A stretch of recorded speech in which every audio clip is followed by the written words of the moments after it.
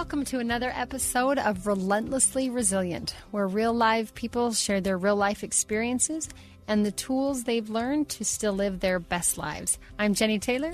And I'm Michelle Scharf. I am so excited today. I have with us John and Monica English on the show. John and Monica and I, we go back, years, like decades. About 23 years. Yeah, 22 years. It's a long time. I think some of our political friends, John, might be surprised to know that we've known each other for that long and that we shared some really kind of sacred space of life together. And just how much I have so much love and admiration for you. I'm very excited to talk today with you both for a couple of reasons. One, you're really a part of what this podcast is. I've mentioned it on other podcasts. After Taleah died, you guys really honored her with a beautiful funeral service, and we're going to be talking about Taleah, their daughter, today. And we'll get into that story in a little bit, but when she passed away, you guys had this very unique funeral service that really expanded my mind as to what a farewell could be for someone you loved.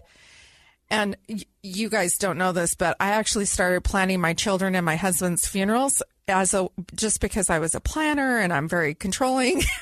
And I'm psychotic at times, but it was my way of feeling like I had some control. I think that Taleah's death impacted me in a way that I was very fearful about losing my own children and also losing anyone that I loved. And if that was going to happen, I wanted to be able to honor them in a way that was very fitting and beautiful for them. And so I did. Every few years, I would kind of rehearse in my mind, like what would be that beautiful, appropriate thing to be, so that I felt like if something should happen, I wouldn't be caught completely off guard. I did that for years, and it did help me when the time came to lose John. So your guys' stories is a part of me learning to understand that life is fragile. It's a part of me learning to understand that we could lose our children. We can lose people that we love, and that they don't have to be our family members to have a deep connection, and they don't even have to be older in our lives very long. So yes. I wanted to just start out by sharing with our listeners and with you guys, we've never really talked about this because you guys had your own grief, and I never felt like it was important to have this conversation, but here we are. So I'm going to share. I remember you came over to a Blessing Way, which was like a baby shower. For those of you that don't know what a Blessing Way is, it's kind of like a birthy woman's version of a baby shower. And you had Taleah with you, and she was probably, 6 to 8 months old, maybe at the time. I think it was for Haley's Blessing Way. And I remember holding her, and I was full with this big belly, and I remember holding her, and I looked down at her and those big, luscious blue eyes staring back at me. And I felt this soul connection. I felt this energetic, deep knowing of who this person was. And I'd never really even experienced that with my own children in that deep of a connection. And in that moment, she stole a part of my heart, and she was forever a part of my heart. And she had a way of doing that. She really did. She really did. And she was maybe a baby and maybe young when she passed, but she was larger than life. She was so big. Her spirit was enormous. She made a huge impact. So I just wanted to share with you guys that connection that I had with Taleah. I know that you guys know that I love her. I did what I could as far as like putting scrapbooks together for you guys when you weren't able to do that. Still have it. It's amazing. And to have all of those together. Yeah. It's funny. My kids don't have their own scrapbooks. They often like, why don't we have scrapbooks? I'm like, I was too busy doing them for other people. Anyway, Anyway, I just love her so much. I'm excited to have this format, to be able to have you guys share with us the impact that Taleah made, not only on my heart, but to Utah as well. So share it with us. Tell us about Taleah and your story. Okay. Well, when we got pregnant with Taleah, we already had our 2 other children, and we thought everything was fine. And then when she was 9 weeks old, we thought she really should have been able to pick her head up by now. And when she was on her belly, she couldn't lift her head off the ground. She was on her belly and couldn't lift her head off the ground. And the midwife had commented that she was really floppy when she was born. And we took her to the doctor, and I'll never forget the ice that ran through my veins when he was doing a reflex test and her legs didn't move. Oh. And we were really worried something was really wrong here. And for a while, they thought it might be cerebral palsy. I remember just just that first day, everybody was kind of guessing, and the doctor said, we're just going to send you to primaries because there's something not right here. Yeah, so the tests they finally were able to settle on the diagnosis of type 1 spinal muscular atrophy, which I'd never heard of. And I remember Monica was doing research, and I believe I was at work when she called me to let me know what the diagnosis was, and was just crying. Because we had looked at like 4 different things, and SMA was the worst sounding one. And that's what it was. And it's a condition where the nerves in her muscles didn't work. And so she just could not get stronger. Yeah, it's the nerves and the motor neurons. So anything you can control voluntarily was incredibly weak for her.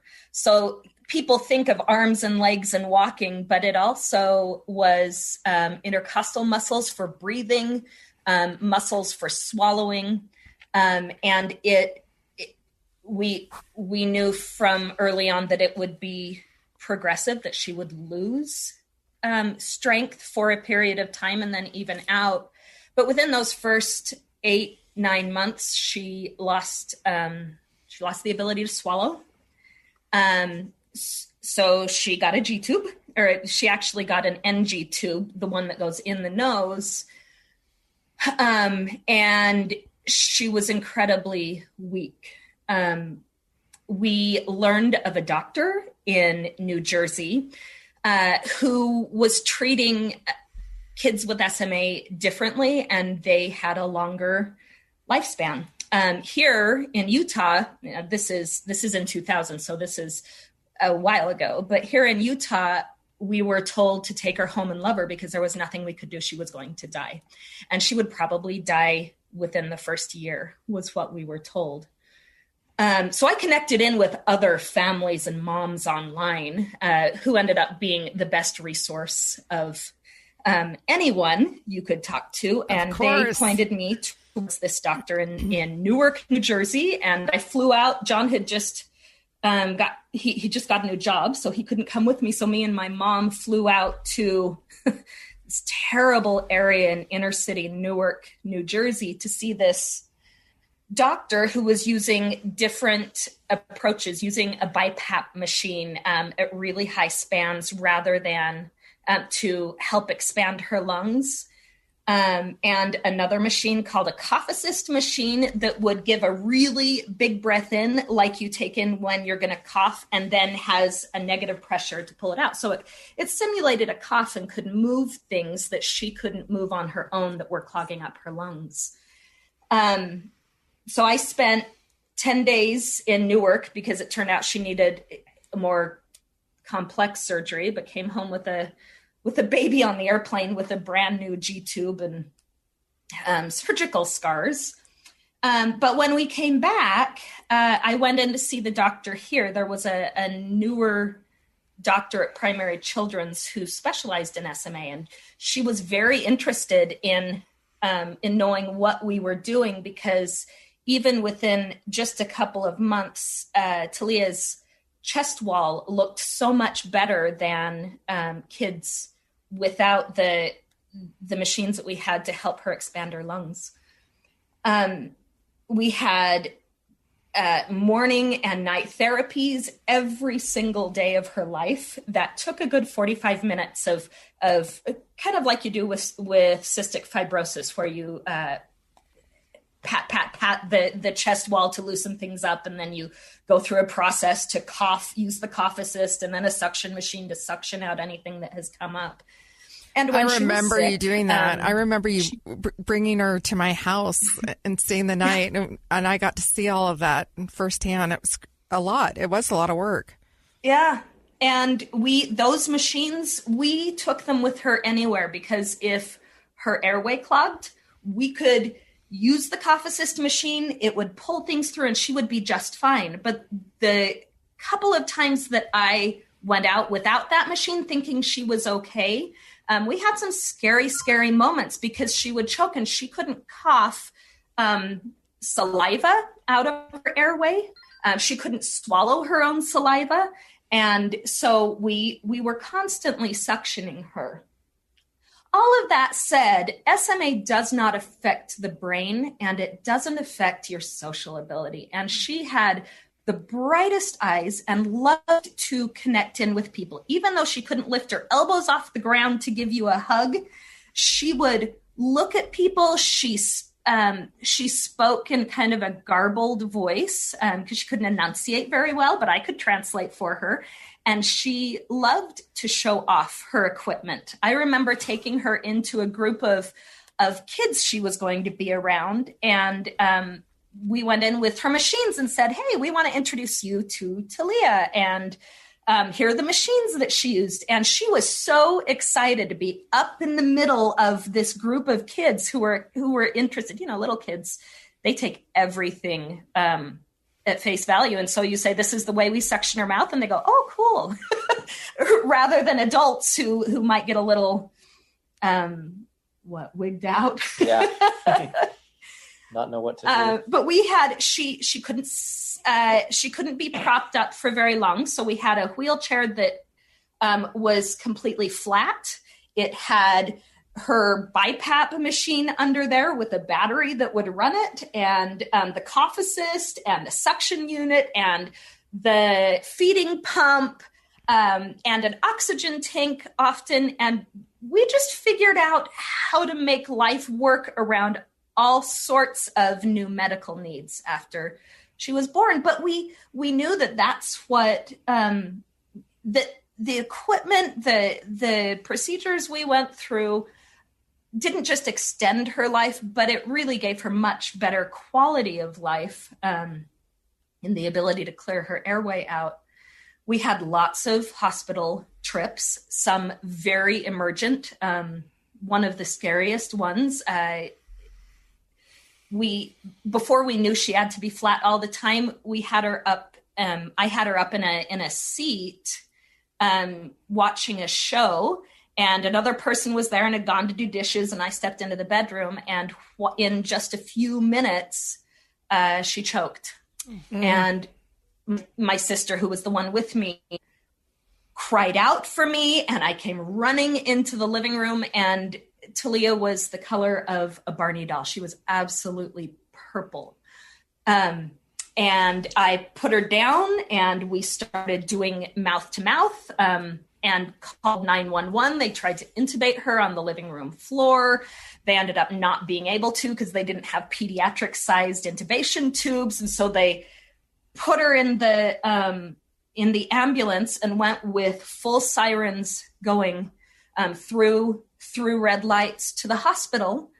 And the ride to the hospital kind of shook things loose. And by the time we got to the hospital, she was awake again and kind of looking around and like, what's the big deal?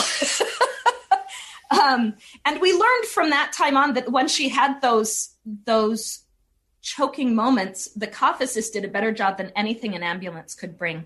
But the cough assist, we had the only one in Utah at the time. And so when we'd come into the emergency room, they would recognize the machine and say, oh, I remember you have that machine. The first time Taleah was hospitalized after we had the cough assist machine, I was really scared because Primary Children's didn't have one. They didn't know this machine. It sounded right, scary.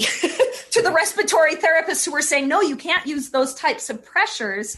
And we would have to explain that the pressures are not for breathing. Breathing at the high levels of pressures that we used would damage lungs.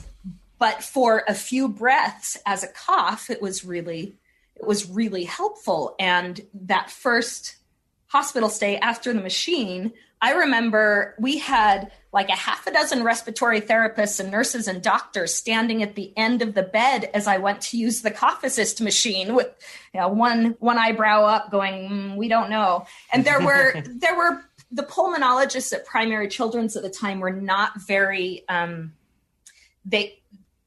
they didn't like the cough assist machine, and they let me know it. Yeah. And well, because it was new and it was bold about saying, no, we will keep doing this. Right. Because it was new and it was just something that they didn't even know how to instruct you on. So like they didn't want you to have it there. We need to take a break. When we come back, we are going to talk more about Taleah and the innovations and changes that have taken place in care with children with SMA and the subsequent story of what you guys have gone through and your loss of your daughter. We'll be right back.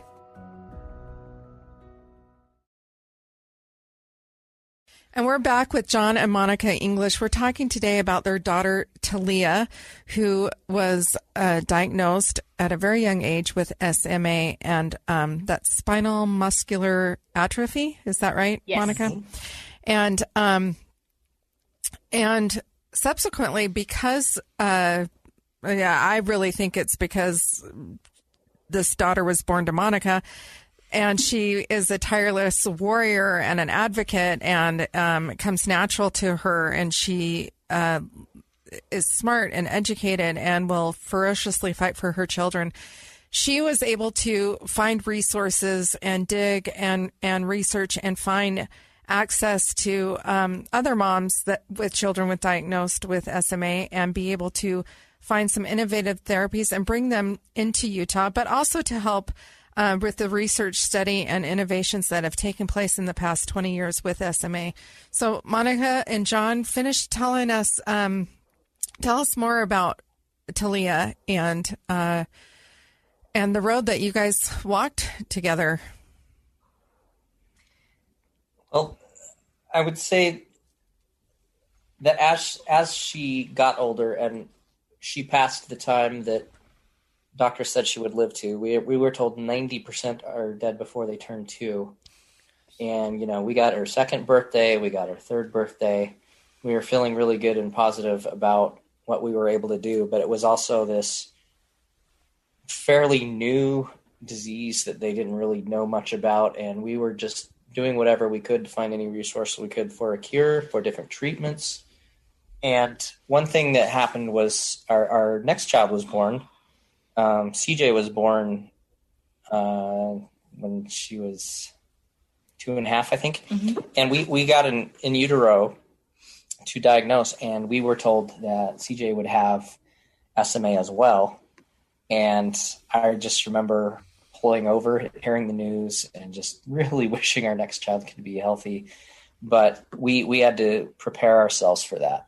And it's a big thing to prepare for. Like you guys have just gone through all of this description of her therapies morning and night. Now you're thinking about adding an additional child to this, and you have healthy children in your home that need all the regular care that healthy children need, but you're also having to do all of these extra cares, and this is a child that really can't be left unattended for really moments at all because no, never. The price is their life. They could stop breathing at any time.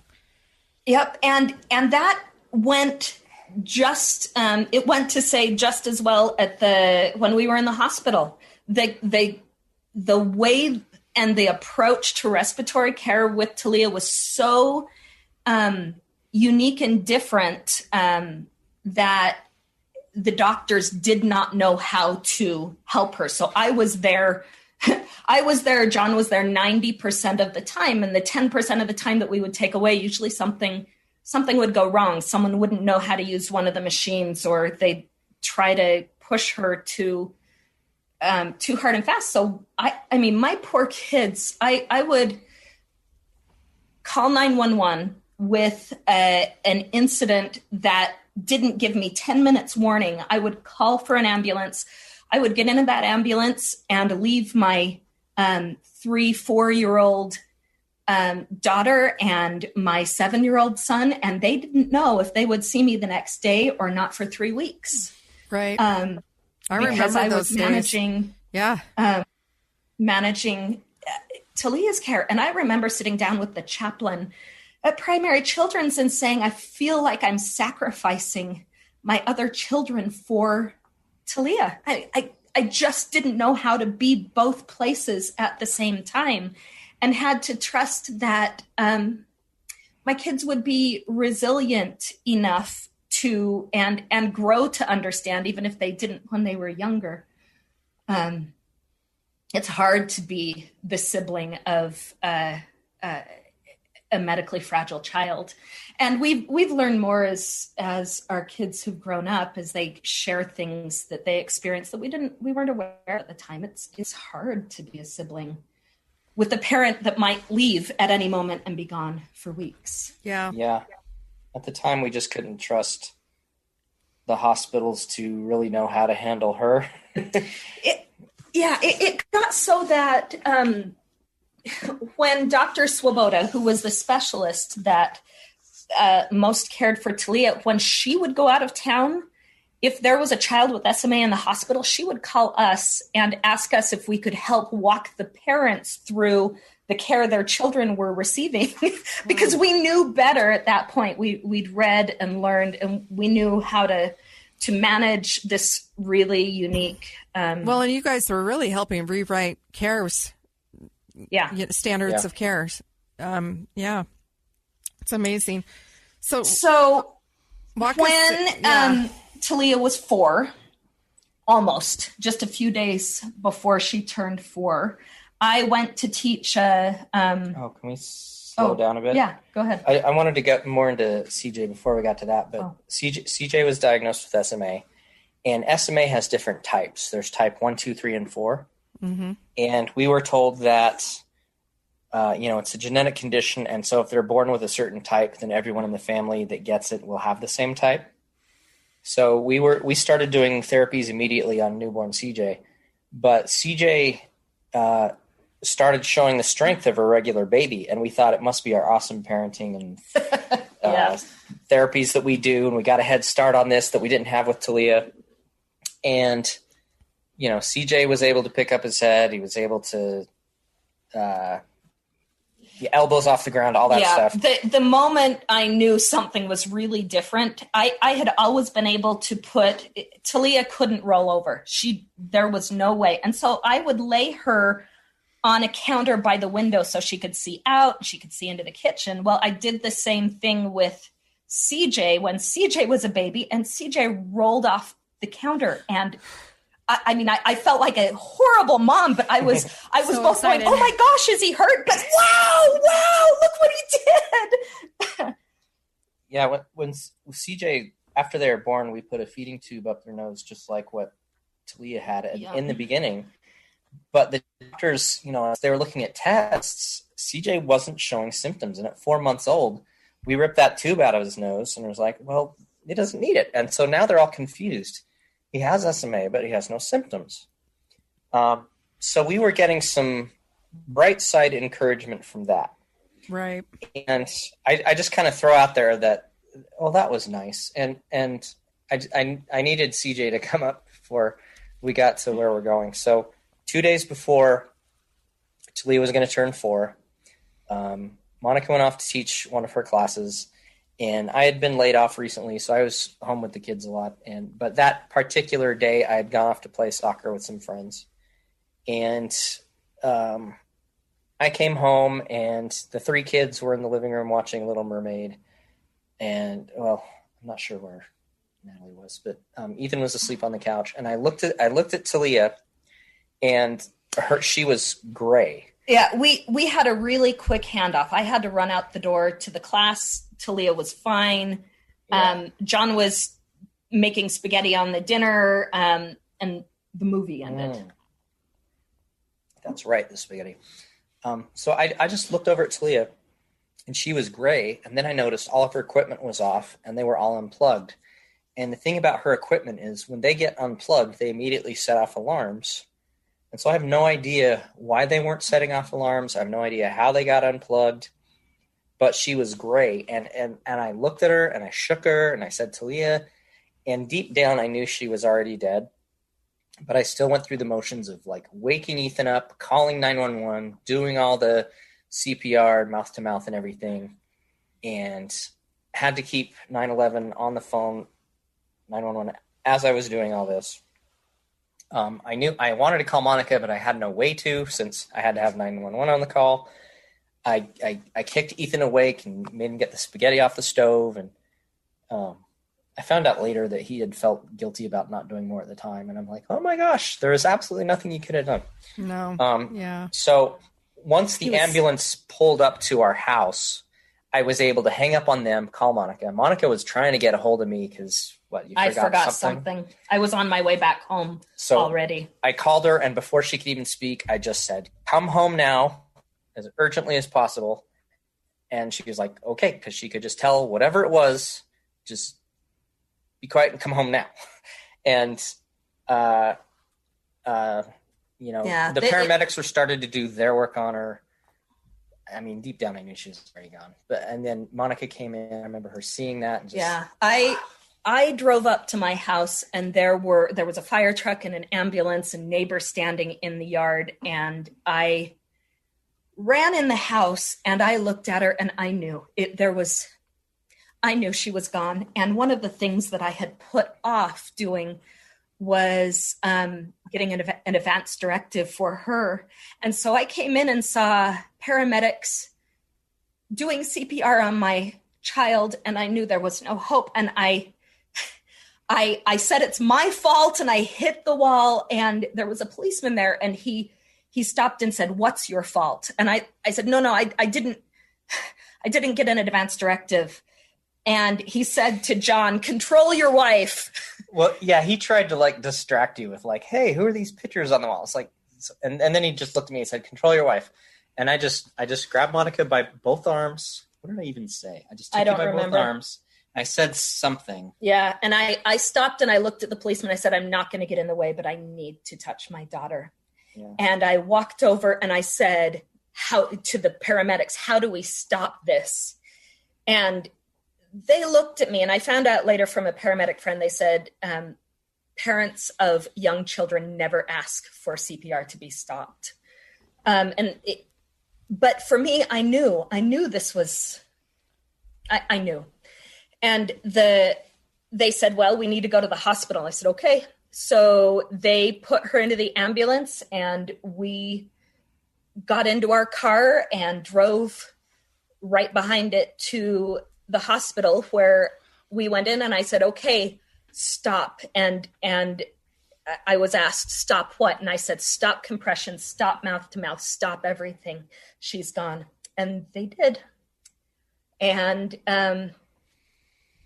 they cleared out pretty quick, and we held her. She was still warm, of course. She had just passed, and I knew that was going to change. We called family to come. My brother, my mother, brothers and sisters-in-law came to say goodbye to her. And as the night was getting later, I wanted to call the specialist, the neuromuscular specialist who was studying SMA. And I was able to track down the nurse, and I said, you can have anything you want from her body. She doesn't need it anymore. Is there anything that would be useful? And I got a call back from the doctor herself, and Dr. Swoboda told us that they could really use a particular nerve from the arm and the spinal column. And I said, great. And hung up the phone of course, in tears. And she called back and said, are you still at the hospital? If I get in my car in Salt Lake and drive to Provo or drive to Orem, will you be there? And we said, yeah. And so this wonderful doctor drove all the way down to the hospital where Taleah was, to be able to hold my daughter and say goodbye, because she'd been such an involved part of research with her. When the time came that we needed to separate from our daughter, the thought of leaving her alone in a hospital room and walking away was devastating to me. And Dr. Swoboda said, well, I'm driving back up there and she's going to have an autopsy. I can take her in my car. And so my brother carried her out under the stars. It was at about midnight, under the stars on the 22nd of July, and seat belted her in and joked about, don't get pulled over. You're going to have a hard time explaining this one if you do. We found that those moments after she passed were full of heartache, but also there was laughter and joking and, things that seem kind of macabre were comforting. Like at one point I was holding her and the blood pools, and I said, gosh, her face is really, really pasty white. But if I tip her, then the color will come back to her face. Yeah. Just dumb jokes that seems almost shocking to people outside of the situation. But Jennie and I are sitting here nodding yes, because there's little widow-isms that we will say, about our dead husbands that some people think, well, that's kind of disrespectful, but it's just the way it is. And unless you've experienced it, you just don't know. Yeah. We're going to come back and we will pick up where you're going with this and talk about, how you do get to that point of figuring out how to move forward. It's not ever necessarily moving on, Jennie and I like to say, but it is about finding that way, that path forward. So we'll take a break and we'll be right back and we'll talk again. And we're back with John and Monica English. This is just, I know the story and I actually love this little girl so much that I've been struggling holding back some tears, and I'm finding that gut check of loss, just revisiting this with you guys both. But, the thing about loss and discussing it and talking about it, it is hard, and it does live in our bodies. You do feel it, but it's also good because you were touched so deeply by someone you love so much. And in that way, it's a beautiful thing to be able to talk about them again. So I really appreciate you guys coming on and being willing to share that, Taleah, with us. You were talking about sharing with Noni and Ethan, her older siblings that had gone through so much of their own sacrifices, having to have their parents gone so often and sometimes unexpectedly for long stretches of time, not knowing when you'd get back to them, and then having to explain that she's gone and she won't be coming home.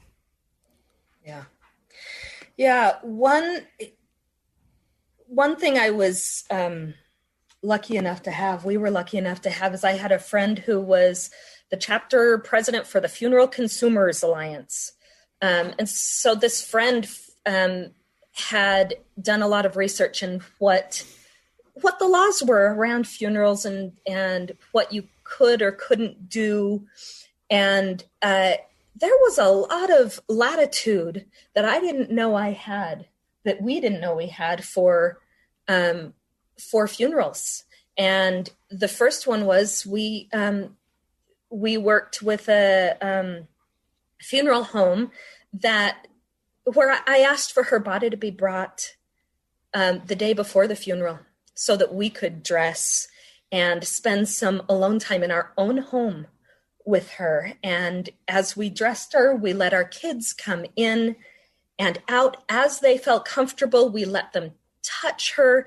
Nani painted her toenails and her fingernails, which is something she always loved doing. And we held her and sang to her and put her to bed in her own bed the night before she was to be buried. But it allowed us some very private, beautiful moments that were, it gave me my time. I didn't feel like I was on show, which you really can be at a funeral event. I love that you have Taleah the viewing. Loved The Wizard of Oz. Yeah. And she was really looking forward to being Dorothy for Halloween that year. And a dear friend of ours, Holly Richardson, made a Dorothy costume, and we dressed her as Dorothy when we put her into her casket. And the casket itself, I just asked an uncle, could you please make a box? And he said, I'm a cabinet maker. I can make it fancy. And I said, nope, we just want a box. And we painted it. We painted it white. We put rainbows on the inside of the lid.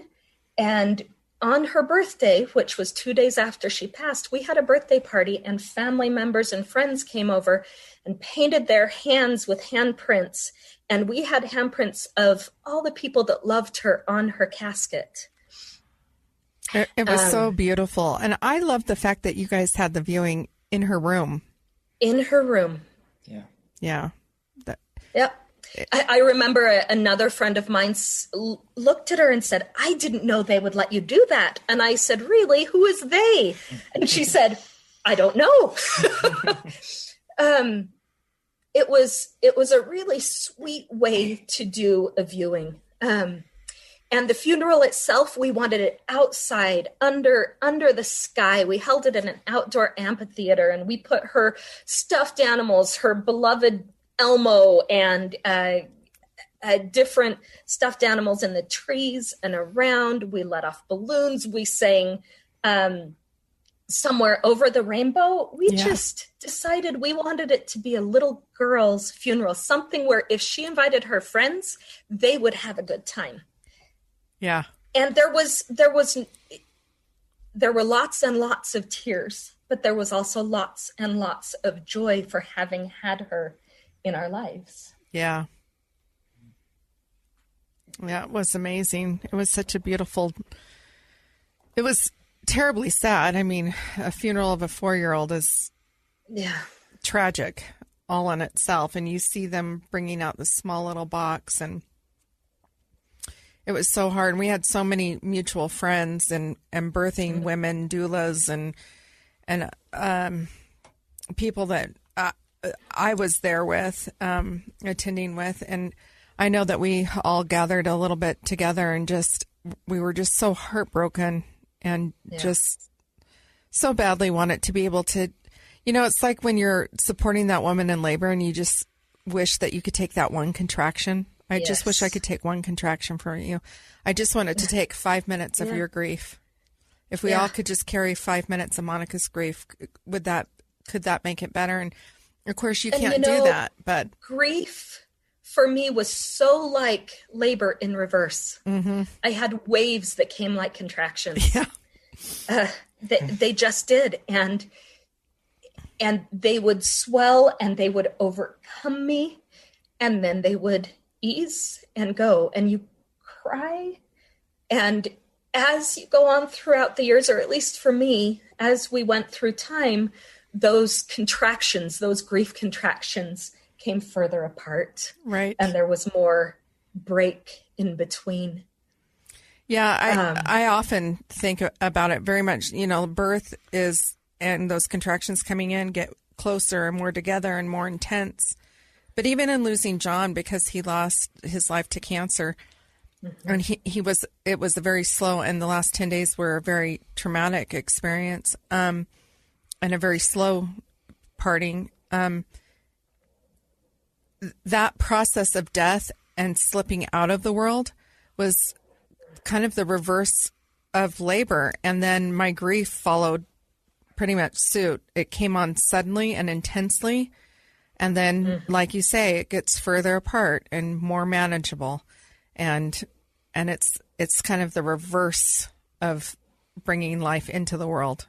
It is very similar, very much the same and very different. Well, this to me is all completely new. I'll admit I wasn't familiar with this illness before. I don't know either of you. I didn't know your story other than what Michelle has shared with me. I'm curious, where did the concept of having such a personalized funeral come from? Was that something you had thought about while she was still living, knowing that you might lose her, or did that just come in the moment? Because I think, right when my husband died, you're right in the thick of that grief. And if you're using the labor contraction analogy, well, then you're like, right at a 9 and, the height of labor. That's not really when most of us think really clearly. Right. And it's not really when most of us think creatively. I remember my husband's funeral being something where I'll admit I felt, whether consciously or not, kind of this social expectation of this is what a funeral is. This is what a funeral looks like. Even if there's not a law that says this is how funerals have to be done, we're kind of cultural people, and we kind of bury people the way we bury them, and we have funeral homes host the viewing the night before and what. So I'm just curious, and I know Michelle has said she has since planned every funeral for everyone she loves in her mind, but I now see why she says that, because at first that sounded a little bit odd, like, okay, bury everybody you love in your mind, that's fine. But I see this I where... planned their funerals. I didn't bury them. Okay, well, in your mind. I said in your mind. But I didn't bury them. I just planned their funeral, how I would honor them. Now I see what you mean, and I see where you were going with John's celebration of life, being at the racetrack and not necessarily at the church or the funeral home. So, John and Monica, I'm just curious, is that something that you had given thought to in the 4 years you had her, knowing that you weren't expected to have her long? Or can you talk a little bit about that? And how you kind of got to the point where it wasn't matter. You didn't care what they said you were supposed to do for a funeral. You were going to do what you felt comforting, and other people might look at it and go, whoa, that's really unusual or unconventional. Who cares? This is our daughter. This is our celebration of her little life. I'm a researcher, which has served me well with a number of different medical conditions that my children have had and we have had. But when I knew she was going to die, I threw myself into two paths for my life. One was that she would live forever, that if we did these new things that were so new on the scene, maybe my child could live to 20 or 25 or 30. And I planned for that.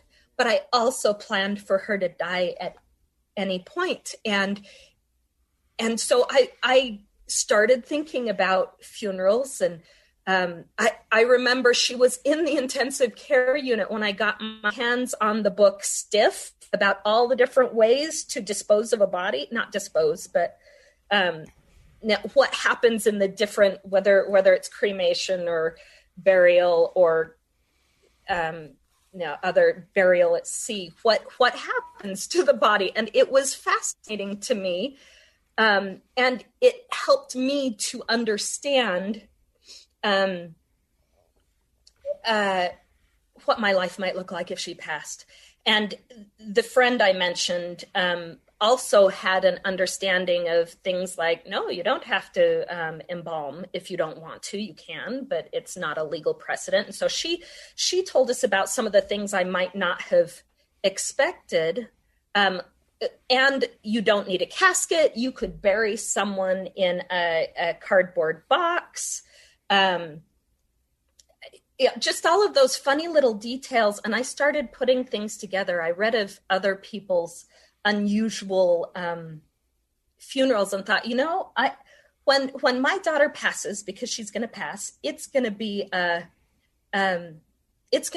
a funeral that speaks to her life. Not to the societal norms that I happen to live in. And there were people who were pretty shocked, and some people absolutely loved it, and some were confused by our approach. But yeah, it's definitely something I thought about over and over again during her life, knowing that I had a child with a terminal illness. Yeah. Thank you for sharing that. I had just wondered, and I love how you said that in those moments immediately after she was gone, that there were obviously a lot of tears, but there was also a lot of laughter. I picture myself in my living room the very day my husband died, as people came to visit, and then the next day was a Sunday, that first weekend. And I remember we laughed. We laughed so much. And I would sometimes catch myself and think, I should not be laughing. Like, this is not a time for laughter. And then how quickly I would correct myself and think, what else would my husband want me to do but to feel joy? As we remember him, as we celebrate him, as we share funny stories, you know, his childhood friends or his family or people who knew him long before I ever did. And as there's that special existence. It's almost like a different realm immediately when a person passes away, whether it's sudden or expected. I mean, yours was more anticipated. Michelle's was anticipated through John's illness. Mine seemed to come completely out of the blue. And yet I can't even find words for it. It's like you're in a different dimension, a different realm, and yet it's a very beautiful realm. And you can feel heartache and happiness at the same time, which I'll admit I wasn't sure was possible before. I thought you had to be happy or sad. I thought you had to be strong or weak. And I realized, oh no, when that veil between life and death gets so thin, and when you're coming or going, and the same can be true. I love that you've likened this unto to childbirth. I've given birth 7 times and never really taken the time to think about how that compares to my experience with grief and my husband leaving life. But that special realm that exists when life feels really clear for a minute. The things that matter most really are clear. All the periphery things that you usually get caught up in the day-to-day that worry you and take all of your time and energy and attention kind of melt away. And you just focus on your love for that person, whether it's the person that's come into this world or the person that's just left this world. Everything else seems to melt away, and it's as if, I picture myself almost floating, like nothing felt concrete, nothing felt so mortal. And so to hear you say that you experience the same thing, where you're able to crack jokes while sending your baby daughter's body for an autopsy, like from the outside, that is weird. And yet if you know, but because I've been in that, not with a child, but I've been in that realm and losing my husband, I know what you mean. And it's a very beautiful, sacred bubble that you walk in for that little while. I just don't find the right words for it. But hearing you say that makes me feel like, oh, yeah, I get that. I can't describe it, but I get that. Yeah. Yeah, I've read it when you have experienced it. And you can't explain it because it does sound like you're either blasphemous or cold-hearted or just crazy or all of the above. I have written about this several times. In fact, during my process of losing John, the 2 years he was sick, I would often make some Facebook posts about I never understood that you could experience excruciating pain and joy all at the same moment. And and they're not necessarily separate. And I remember the moment... And they're certainly not opposites. Right. They're certainly not opposites. Yeah, which is so crazy.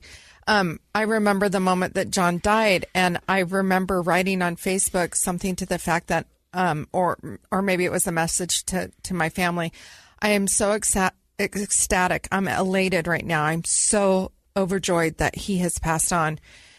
And I know that this moment is going to pass. But in the moment I was writing it, I was also in excruciating heart pain, physical pain. And yet I was screaming over the side of his body, you made it, baby. You made it. You crossed the finish line. You don't have to do this anymore.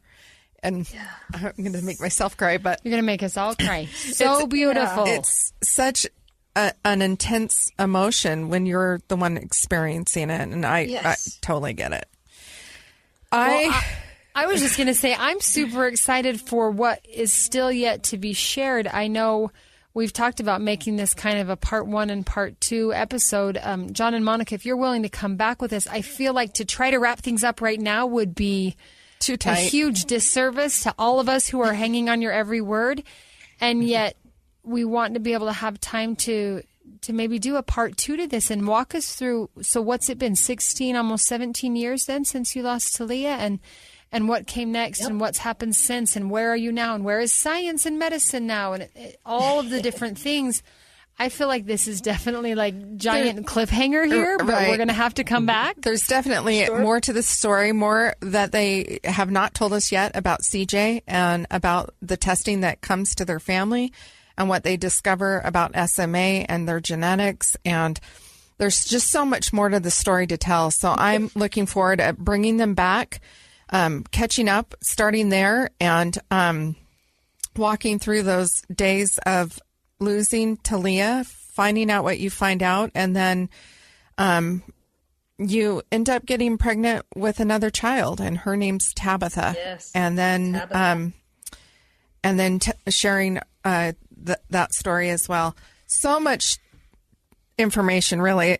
2 hours isn't really even long enough, but hopefully we'll make it through the next hour and be able to let people hear the rest of your amazing, amazing story, and really just some cool gifts that your family has actually been able to bring not only to Utah, but SMA families everywhere. Thank you. Yeah, thank you so much for joining for having us. We just hold that thought. We'll be right back, and we'll make sure we share these episodes very close to each other. To our listeners, thank you for joining us. We hope you've enjoyed what John and Monica have had to share, and stay tuned, because in a couple of days we will be launching the second half of this interview.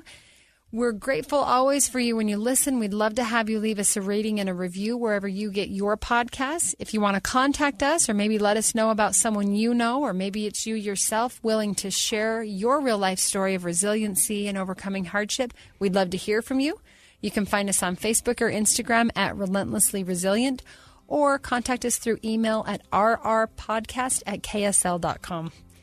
And as always, no matter what you do today, remember to be kind. You have no idea the struggles other people are facing in their lives. Thanks, everybody. Bye.